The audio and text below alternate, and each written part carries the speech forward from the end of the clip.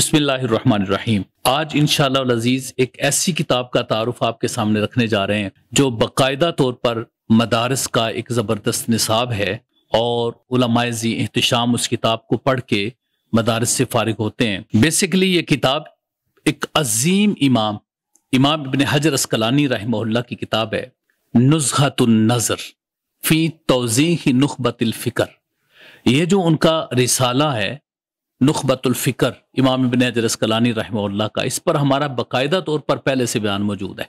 अब आज जिस पर बयान रिकॉर्ड करवा रहे हैं वो है इमाम इब्न हजर अस्कलानी रहमहुल्लाह के उस रिसाला के ऊपर उनकी अपनी ही शरह, और उसका नाम है नुज़हतुन नज़र।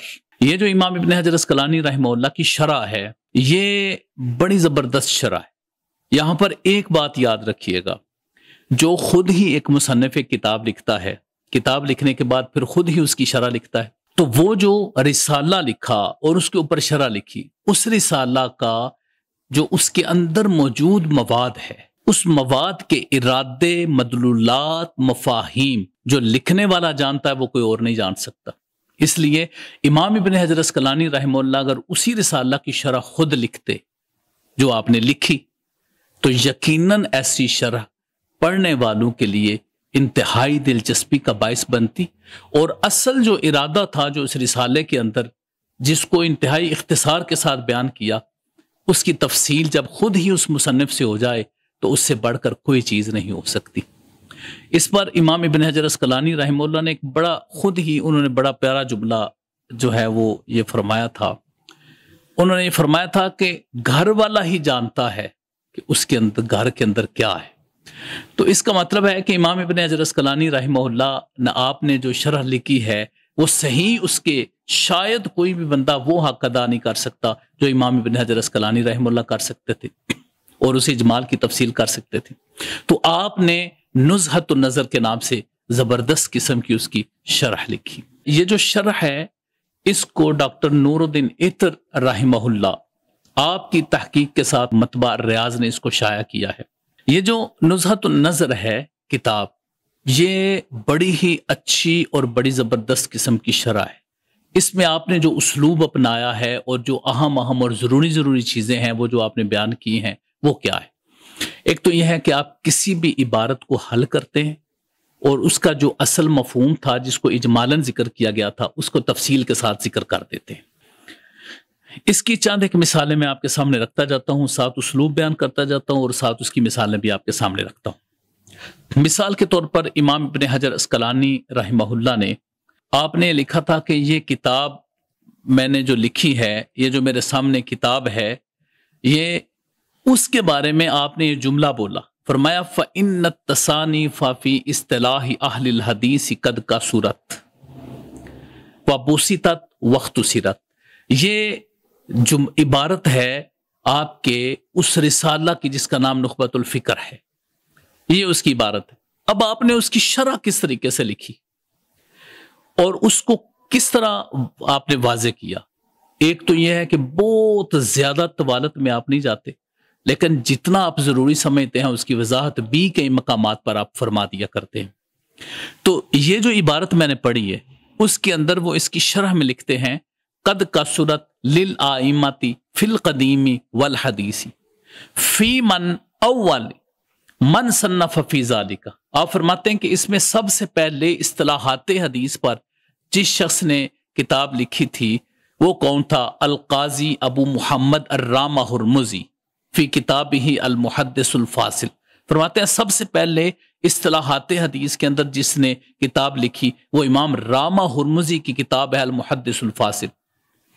अब देखें, ये बात उन्होंने अपने रिसाला नुख़बतुल फ़िक्र में जिक्र नहीं की थी, लेकिन इस शरह के अंदर उन्होंने ये बात जिक्र की और फिर आगे किताबें गिनवाते हैं कि और किस किस ने लिखी। इमाम हाकिम ने लिखी है और उन्होंने इसको तरतीब और तहजीब नहीं दिया था। फिर अबू नईम अस्फ़हानी ने अल मुस्तखरज लिखी, फिर सुम्मा जा बादुल खतीब अबू बकर अल बगदादी फसन्नफ़ फ़ी कवानीन रिवाया। फिर अबू बकर खतीब बगदादी आए, उन्होंने रिवायत से मुतल्लक किताब लिखी जिसका नाम अल किफ़ाया रखा।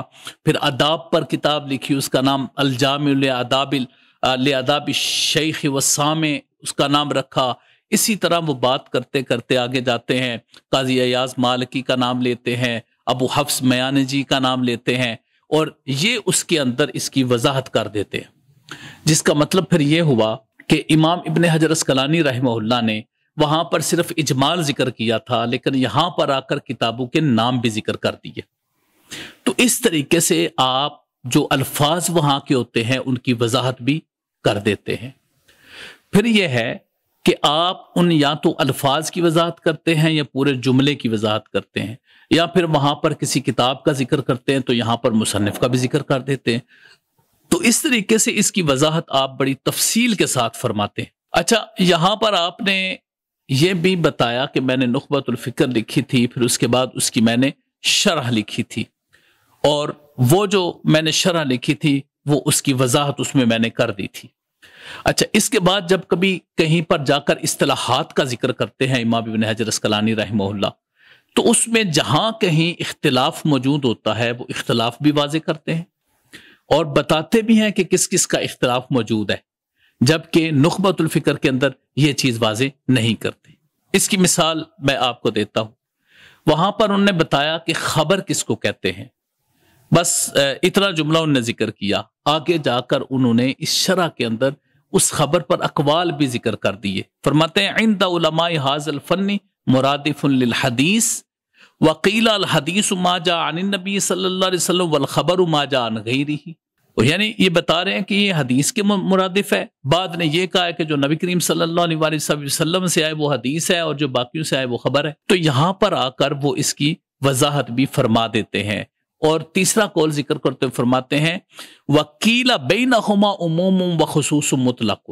اس کے اندر عموم خصوص مطلق کی نسبت پائی جاتی ہے کہ ہر حدیث خبر تو ہے لیکن ہر خبر حدیث نہیں ہے۔ تو اس کی انہوں نے یہاں پر آ کر وضاحت فرما دی۔ اسی طرح ہی میں چند ایک مثالیں آپ کے سامنے مزید بھی رکھنا چاہوں گا کہ امام ابن حجر اسقلانی رحمہ اللہ نے آگے جا کر ان چیزوں کی کیا وضاحت کی۔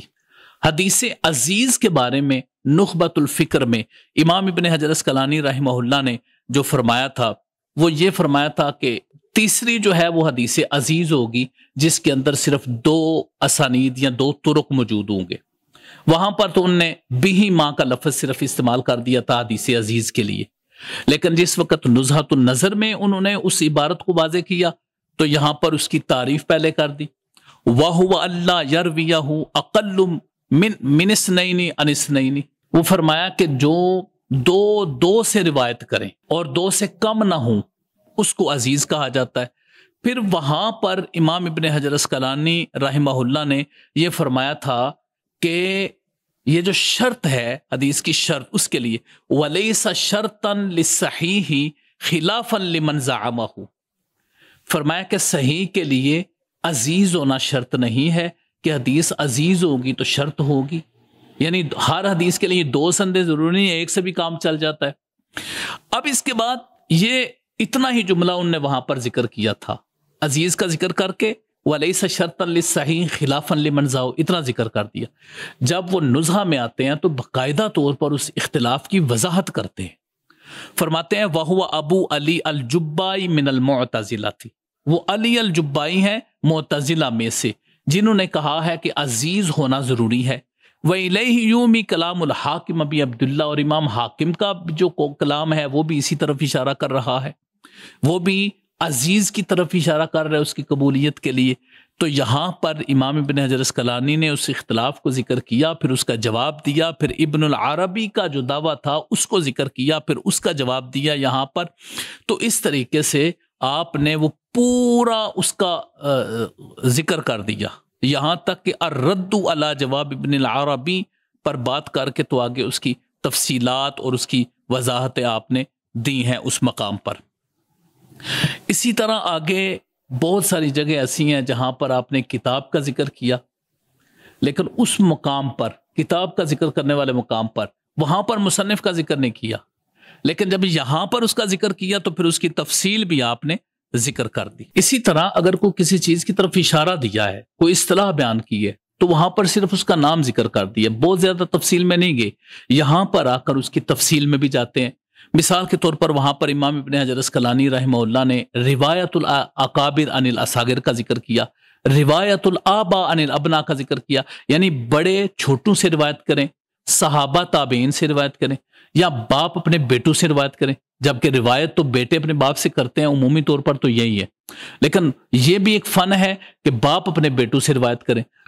تو امام ابن حجر اسقلانی رحمہ اللہ نے اس کو بھی بڑے اچھے طریقے سے یہاں پر واضح کیا، اور اس میں لکھا، فرمایا وَقَدْ صَنَّفَ الْخَطِيبُ فِي رِوَایَةِ الْآبَاءِ عَنِ الْأَبْنَاءِ تَصْنِیفًا وَأَفْرَدَ جُزْءًا لَطِیفًا فِي رِوَایَةِ الصَّحَابَةِ عَنِ التَّابِعِینَ۔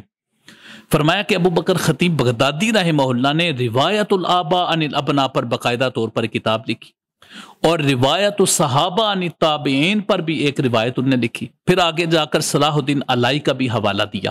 تو اس طریقے سے ایک ایک اصطلاح جو آتی ہے اس کے ساتھ باقاعدہ طور پر اس کی وضاحت بھی کرتے ہیں، اور اس کی تو یہ ایک زبردست قسم کی شرح جو امام ابن حجر اسقلانی رحمہ اللہ نے لکھی، اور اپنا ما فی الضمیر جو تھا اس کو بیان کر دیا۔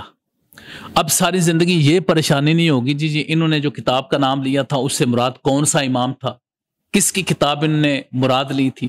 آگے جا کر امام ابن حجر اسقلانی رحمہ اللہ اس بات کو بالکل واضح کر دیتے ہیں۔ یہی ایک چیز ہوتی ہے، حالانکہ نزہۃ النظر جو انہوں نے لکھی تھی شرح نخبۃ الفکر، اس سے پہلے علامہ کمال الدین شمنی رحمہ اللہ کی آ چکی تھی نتیجۃ النظر، وہ اس کی شرح آ چکی تھی اس کی، انہوں نے اس کے بعد لکھی تھی۔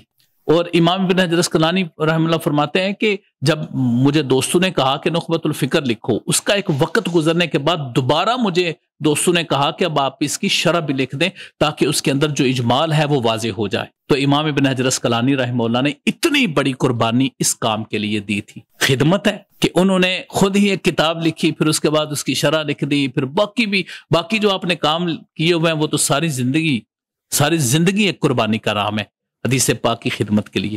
یقیناً ایسی شخصیات اللہ کی بارگاہ میں بڑی مقبول ہوتی ہیں، رسول کریم صلی اللہ علیہ وسلم کا خاص الخاص فیض ان کو ملتا ہے۔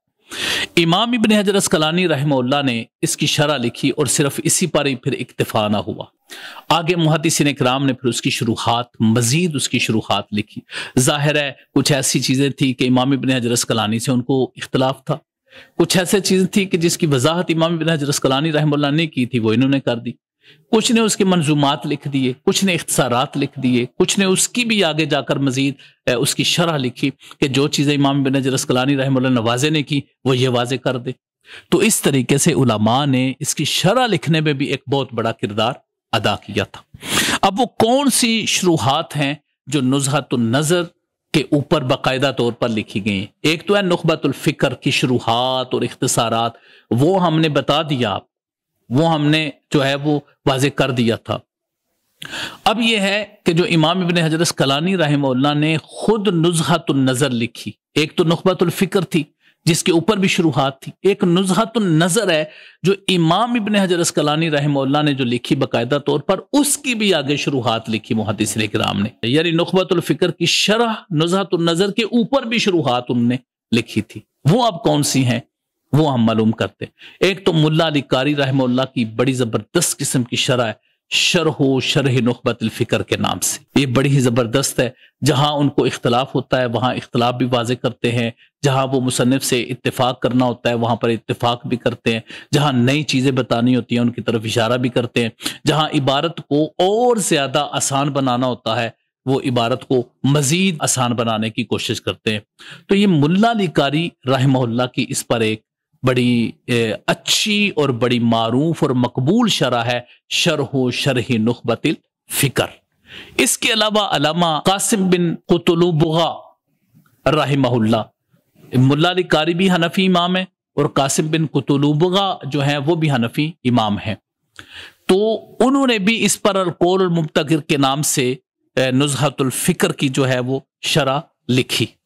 تو انہوں نے علامہ قاسم بن قطلبغہ کی القول المبتکر جو ہے اس کو زیادہ تر لوگوں نے حاشیہ قرار دیا ہے، اور اس میں انہوں نے بھی مصنف سے کافی زیادہ چیزوں میں اختلافات کیے، جو احناف کا موقف تھا اس کو واضح کیا انہوں نے، اور چونکہ یہ حنفی تھے تو انہوں نے اس میں جن جن جگہوں پر جہاں جہاں اختلاف پایا جاتا تھا، امام ابن حجر اسقلانی سے تھا یا شوافی سے تھا یا باقیوں سے تھا، انہوں نے اس کو واضح کر دیا۔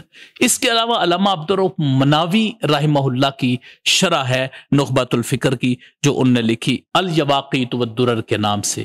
یہ علامہ عبدالرؤف مناوی کی شرح ہے جو نزہۃ النظر کے اوپر لکھی گئی ہے۔